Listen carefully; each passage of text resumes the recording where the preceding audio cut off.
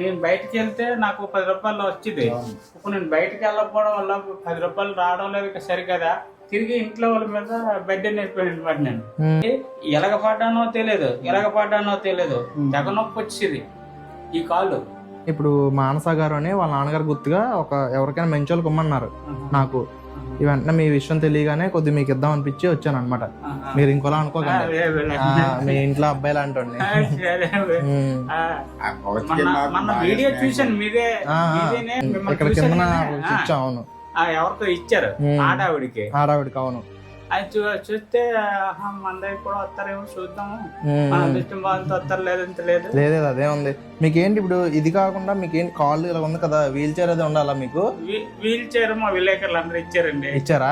పోన్లేండి. సరే బాబాయ్, అయితే వస్తాను. బాబాయ్.